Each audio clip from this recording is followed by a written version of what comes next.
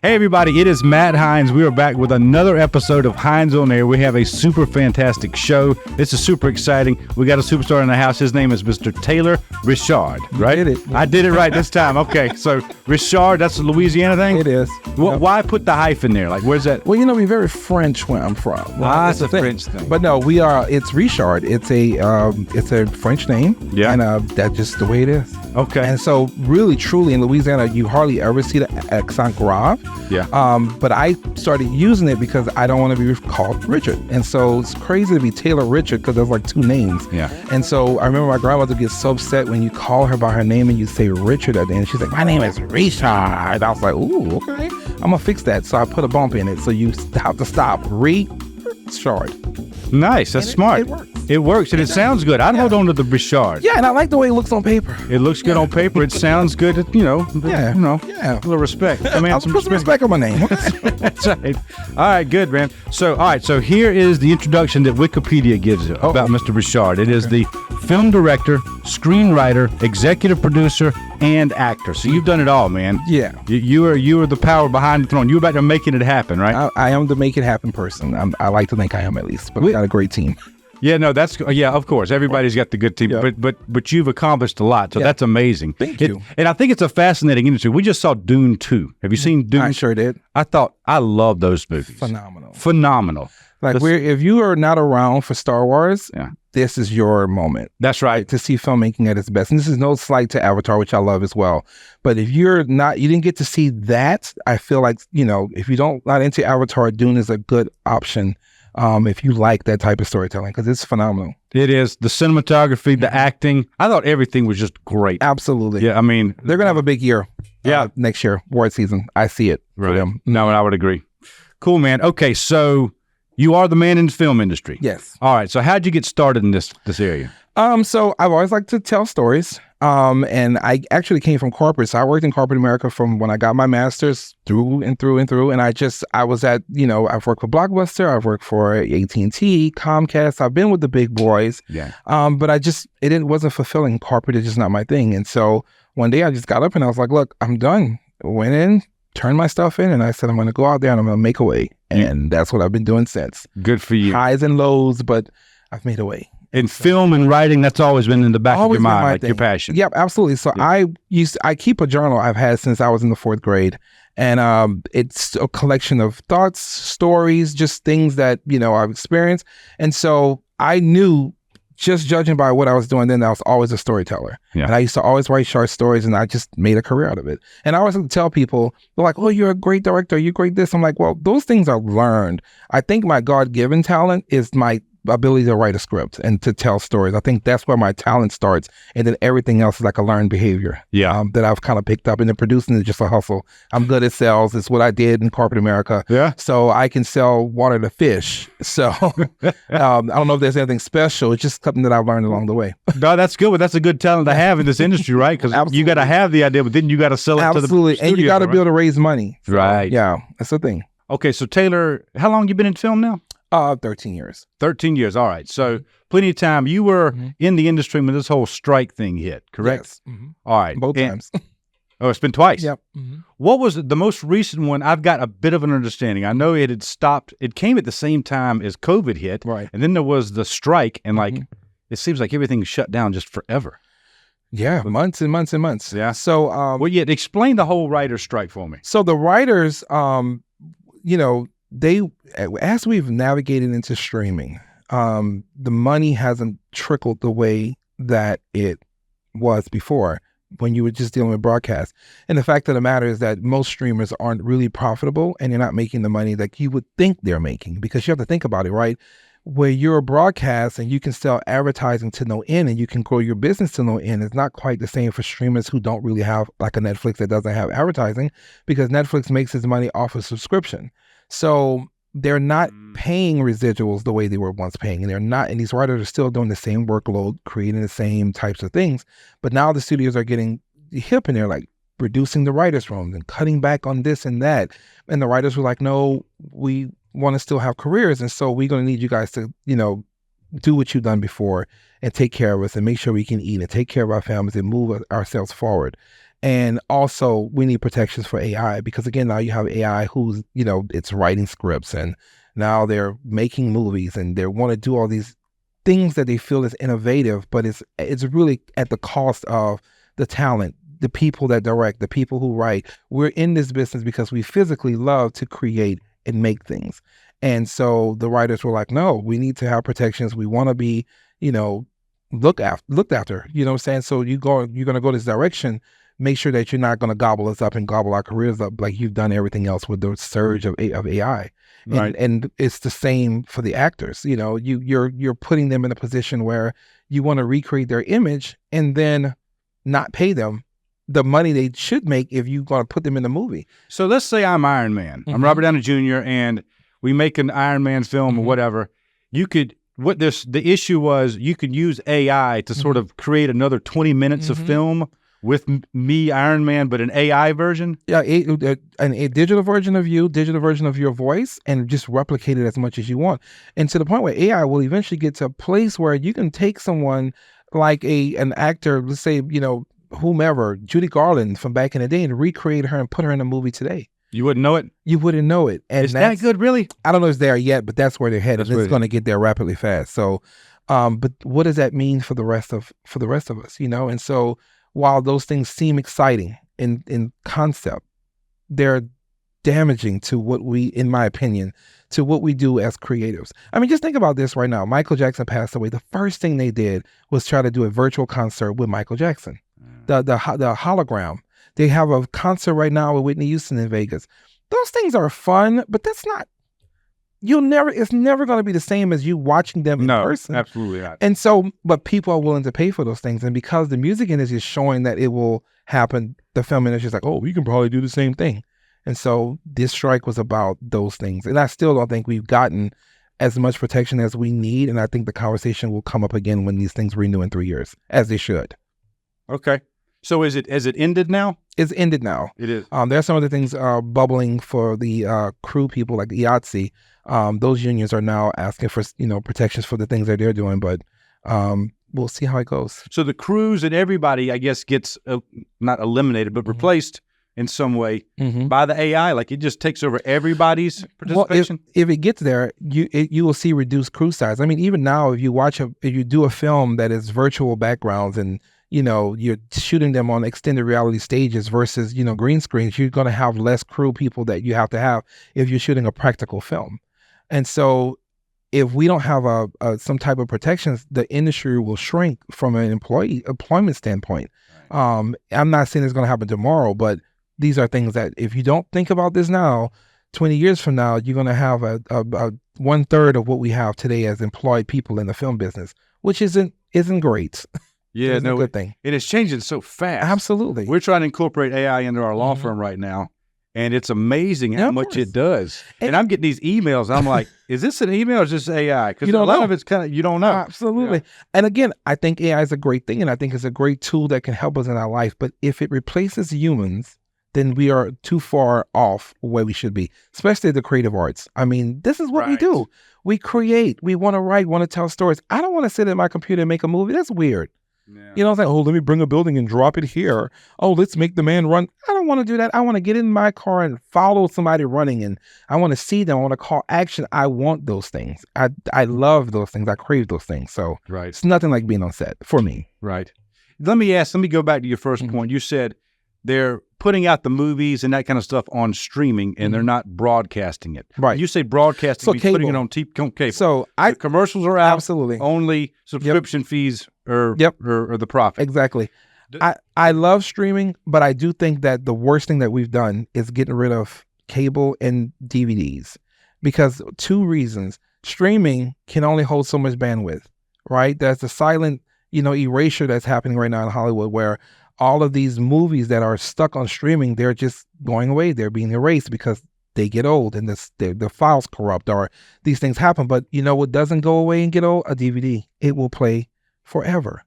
You know what I mean? Unless you crack it or scratch it really bad. But 9 out of 10, a physical DVD would outlast a file. It could outlast a file. So, and then I also think there's still a business case for cable, because of the very thing we're talking about. Streaming can only hold so many things. TV's kind of unlimited, you know what I mean? Right. And people can make more money. And that should be good for everybody. That should be good for everybody. That's but right. that's, of course, just my opinion. I'm not writing any of those checks. No, I understand. No, all right, so the big companies that were creating the movies and they decided whether to stream it or broadcast or put it in theaters, were they holding on to the money and the profits and paying the actors less, or was everybody sort of getting hit? I think they were paying less. Okay. Because I definitely know that some of these things could be paid more.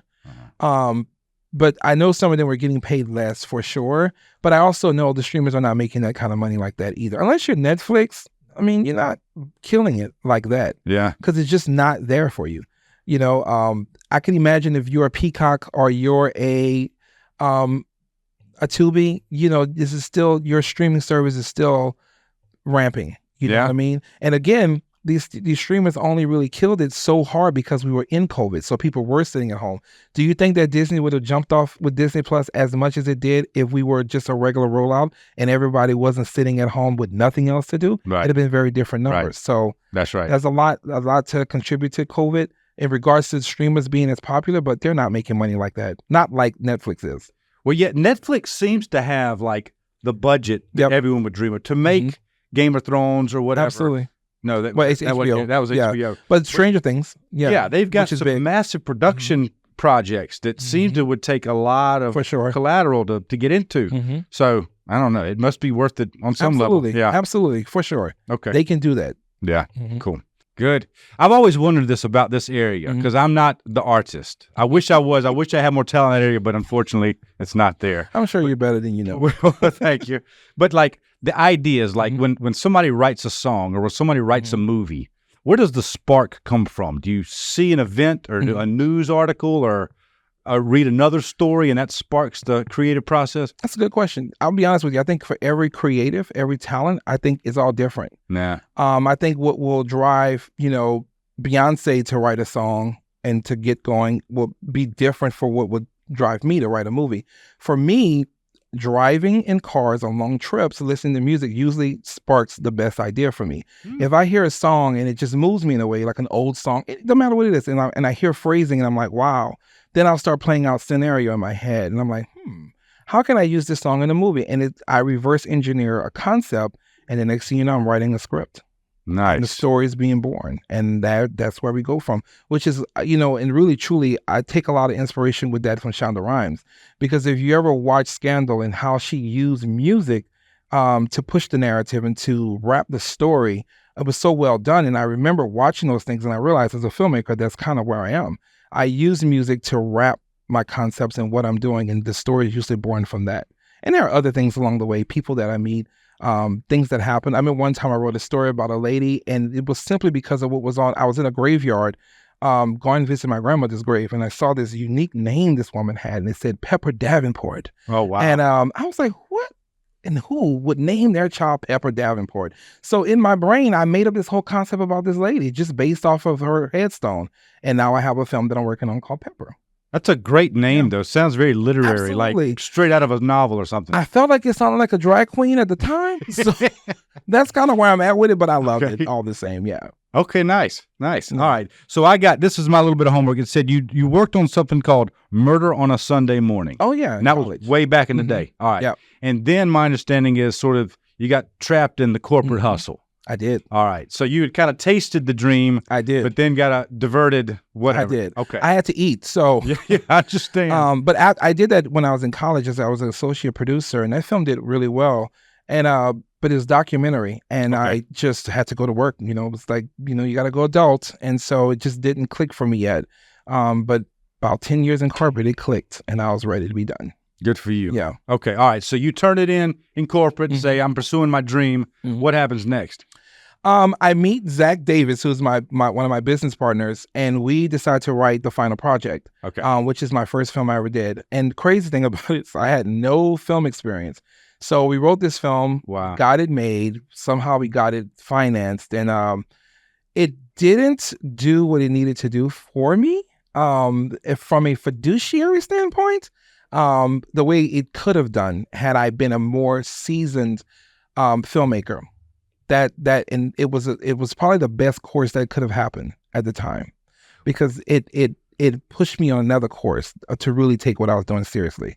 So you mean you felt you could have done a better job, or what would you have changed? Well, I might have missed what you said. So what I'm saying is that when I did that movie, it didn't open the doors that I wanted it to open. Okay. And so I felt like there were some things that I needed to learn to really understand better, and to give more respect to craft. Because really, I went out there, I was like, I'm gonna film a movie because I'm just gonna do it, and that's that. But that's not really, that don't make sense, right? So that movie taught me some things, and it showed me some things about myself, and I think it has really made me the filmmaker that I am today. Can you put that in words? Like, what did you discover about yourself? Well, you need to know that you have to have lights at night when you film a movie. That's one thing. You mean better, like, financing of it, better recruiting of... Better lights, just lights in general. Oh, like... Yeah, okay. We filmed night scenes with no lights. It was that... I mean, that's the kind of stuff that was going on. Okay. And it's crazy because I would never say that to anybody before, because you would never know it from watching the film, but that was happening. So we just didn't know. We didn't know what we didn't know. We just, right. Look, I'm going to film a movie. And that's the best way to learn. It was. I've learned a whole lot of things like that. It's kind of painful sometimes. It was very painful, heartbreaking, but it did wonders. And that's why when people ask me about the final project, it's going to always be my love, because I feel like that film took me on a crash course that needed to happen. Because it sent me down a trajectory. And then who can brag and say they have a film that goes to the theater? I mean, we eventually got there, but initially it was rough, but it needed to happen. And you wrote and directed. I wrote it with him, and then I directed it. That's amazing. Because we were talking about this earlier. Mm-hmm. The little interview I saw with Quentin Tarantino, he was talking about all he goes through to create one of his films, fiction or whatever it is. It's a lot. He writes it and directs it, which is a big difference than a lot of these directors that go read different screenplays or screen whatever and say, okay, I'll take that one. Yeah, no. That's a lot more involved to do it all. It is. Right? So like Quentin, like myself, like Spike Lee, and any other auteur filmmaker, we are top to bottom. So when I write a film, it's because I have envisioned the entire thing. From the clothes they wear, from what the hairstyle is, from what the background needs to be, the color of the whatever it needs to happen, my brain has thought it out, and that is the film that I want to make. And so, collaborative as it is, I am an altruistic filmmaker, not the director for hire type. I really am creating in my mind artwork. So that's why I can stand 10 toes down on my films. Like it or love it, I stand behind my work because it is exactly what I saw in my head. And of course, as you get better and as you evolve, the product gets better and it evolves, but you are where you are. And when I can look back at all my films and say, wow, I remember who I was when I made this and what I didn't know. And I watched that evolution happen when I get to the next film, because you compare the final project to Hallow B, it's night and day. Mm-hmm. But even if you compare Hallow B to what's coming next, it's night and day, because I'm evolving. And so therefore my work is evolving. And I'm okay with that. Right. I'm okay with that because this is my work. That's right. Yeah. That's right. And one thing this podcast is dedicated to is entrepreneurship. Absolutely. Getting people to push the limit, get out there and take risk. You got to do it. You got to do it. And what I was amazed about is this movie, I think I read that you had promoted it 4 years before it ever sort of took flight. Which one? The final project? Uh-huh. Yeah. Okay, so I mean, it wasn't like you made it and then everybody was like, "This is great." It took a lot of effort. It took 4 years. We got the movie done in 2012, and I wouldn't get a distribution deal offer until 2015, and even then, it was a service agreement. And so, what a service agreement is when the distribution company says, "Hey, we will put your movie out, but you have to provide the press and advertising money. So you have to provide the budget. We will take a fee, and then we will put your movie out and represent it like it's a Hollywood film." And it happened. But who has $150,000 just sitting around? Right. So what did I do? I'm a salesperson. So with my brother, we ended up going door to door with our script and pitch deck and knocking on big houses in Louisiana. And lo and behold, I run into someone who is enjoying his evening. And I knock on the door and I was like, "Look, I have a movie. And here's my pitch deck. I got a deal in New York. They want to put my movie out, but I'm from here. I've done all I could do, and I just need a moment. Somebody got to believe in me. And it's just $150,000. You got a big house, blah, blah, blah." And so I go crazy. And so he's like, "Calm down. I'm drinking my Budweiser and having me a good time." He's like, "Leave your little book, and if I like it, Come back in the morning about 10 o'clock and we could talk about it. Was he in the movies? He was not in the movies. No. He was just a person that I knocked on his door. Now, I wouldn't recommend this to everybody, especially the climate these days, but that's where I was in 2015. So I go back at 10:30 the next morning. He opens the door. He brings me in. He said, I read your stuff. He said, I don't know nothing about this. He said, but what I could tell you is that anyone who would dare to knock on my door and ask me for $150,000 is serious about their business. And he wrote me a check on the spot. And so begins my career. Yep. What an amazing story. That's it. Yep. So that is my origin story. So that's what was the spark of my career. You got to dare to, first of all, you just have to dare to ask. Yeah. How do you say, closed mouths don't get fed? And every beginning won't be my beginning because that was my journey. But you have to ask. You never know. I never have a problem asking for money, ever. Because the worst thing you can say is just, no, I don't have it. And every bit of money isn't going to come from the people you think it's going to come from. This man that gave me this money didn't know me at all. He'd only seen me once. But because I was convinced that I was meant to do what I'm doing and I believed that I was in the right course of action, it could allowed him to absorb that energy and take the ride with me. And we haven't regretted it since. So, congratulations. Thank you. Man. Yeah. Yep. So many people would have given up maybe after 6 months. Yeah. 7 be like, okay, well, maybe we'll try. So I'll go back to the corporate world or something. Yeah. But you stuck with it 4 years and then it paid off handsomely. It did. And it was hard. I mean, I'm not going to sit here and act like this is some Cinderella story that people know is hard work. Yeah. And to people telling you went to school for this, you have an MBA and you should be doing, you hear all of it, but it's like, no, I prayed about it and I got on my knees about it and what I stood up with. And I stood in my place and put my feet down. This is what I'm supposed to be. So I have to believe that the universe, God, whatever you believe, is going to take care of me and it's going to push me forward. And literally that's what's been happening ever since. There's been some really high moments. There's been some very low moments, but every moment has been solved and pushed me to the next level. Every time. Well done, man. Yeah. Okay. I'm happy with that. Yeah, for sure. All right. So you release that movie. What was next after that one? So after the final project is Hallowed Be Thy Name. So I ended up going, so I released the film. Okay. It's not received very well critically, kind of falls in the middle. The best thing about that film coming out, what happened was that the Academy of Motion Pictures Margaret Heller Library, Herrick's library, took the script and added it to his permanent and core collection for a unique type of film. So my script is being studied by students all over the world who gets to go be a part of that. So I was very proud of that. For sure. But I still needed to know more about craft. And so I ended up going to SCAD and getting my MFA.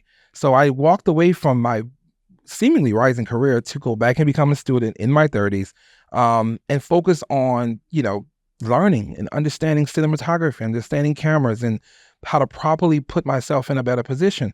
But because I'm very entrepreneur and industrious, I filmed a feature film while I was at SCAD. Wow. Because why would I not? You know what I mean? You kind of learn it here and apply it right here. And yep, absolutely. So I was a student working on my feature film and my thesis at the same time, but it needed to happen because I'm like, again, why would I not do it? All these people are here and they want to learn. So we just take the journey together. So that's where Hallowed Be Thy Name comes from. Okay. That's where it came from. Perfect. Yep. Is it also a horror movie? It is. Okay. So you like the horror thing? I love horror, but I will tell you my next film that's coming out, P.S. I Hate You, is going to come out later this year. Say it again, I'm sorry. P.S. I Hate You. P.S. I Hate You. It's a dark rom-com, so it's not a horror. So I'm starting to branch out and push myself into the next phase. A dark rom-com. Yep.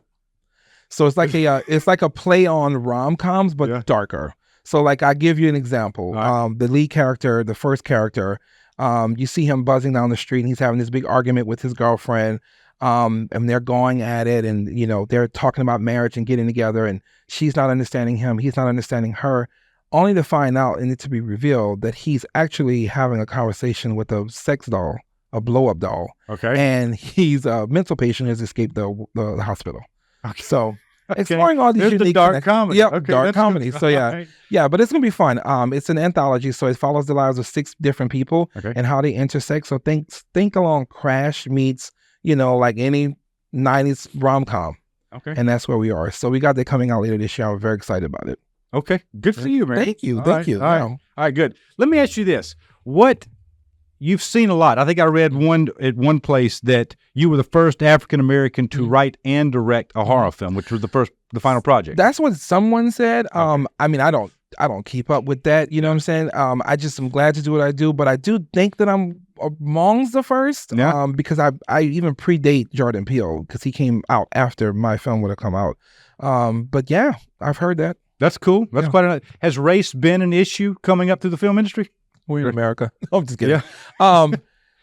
Yeah. I do horror, and it's a white guy game. Right? No kidding. And so yeah. But the better answer I think is that it didn't bother me. That's good. Because I can't say I gotten where I got, because again, what I will note is that the guy's door that I knocked on was a white man. Yeah. And so, and it matters, right? Because I could sit here and say, oh, they were mean to me when I went to a film festival, or people told me to not do this because I should stay in my place. I could say that, but that's not where I want to remain. Yes, there are moments where people are ignorant and say stupid things, but I have made a career of being twice as good. So you can talk, but you will be talking to my back as I move forward. And then I'll ask you, how's your film? Oh, you don't have one. Okay. And that's it. That's where I leave it. Good for you. Yeah. You said you left that guy a book. What was it? The screenplay? Well, my deck. My deck. So it was a pitch deck. You talking about when I knocked on his door? Absolutely. Yeah. So it was a pitch deck. Benefactor. It talked about all of what I was going to do with the film, how it was going to look. So every time we make a film, we build this big deck out to kind of show the look, the feel, the touch, what the film will be. And so I left him with that. So that's what I meant when I said book. Okay. All right. And he read it the next day. He cut you a check. He did cut me a check. I still can't believe it to this day. But no kidding. Yep. It wasn't like $5,000, which is still kind of a lot for a stranger, but $150,000. He sure did. Yeah. And I was like, okay. I got to do it. That's right. There's the opportunity. Yep. So let me just fight off of this, imposter syndrome, and I got to show up now. For real. So. Okay. All right. Cool, man. Cool. So let me ask you this. This is a very important question. Okay. You're from Louisiana, right? I am. You are. And you're from South Louisiana, is my understanding. I am. Cajun country. Acadia Parish. Shout out to Acadia Parish. Okay, nice. So where does this term coon ass come from? So coon ass just refers to a Cajun redneck. Or Cajun redneck. I mean, that's pretty much the anybody can probably be a coon ass in Louisiana. I've been called coon ass, and plenty of my friends have been called coon ass. It's just I never thought of it as like a race thing. No, just it's like, not. It's not like the you same. said, a redneck. Yeah, it's a redneck, and it's really just referring to a Cajun or someone that's in the country. Yeah. Bayou Boys, Blue Joe and Thibodeau, the stories, and so they refer to coon asses all the time. So it's a privilege to be a coon ass. So there you go. That's right. Because tough guys. They know how to survive. Listen, the Cajun Navy. Yeah. Listen, if you in trouble and you need help on the water, you want the Cajun Navy to come because they're going to get you out. We're bred in water over there, so they're going to get you out. So yeah, and I'm sure some of them are some good old coon asses, and it's okay. That's right. All right, cool, man. Well, listen, it has been fantastic getting the interview, coming to talk to us. Sure. Thank you for having me. Yo, you're welcome. Congrats on all your success, my friend. I appreciate it. Thank you. Okay. All right. Well, thank you. And thank you very much for joining us. This has been another Hines on Air podcast. We hope to see you at the next one. If you haven't already, please follow us below and subscribe to the channel. See ya.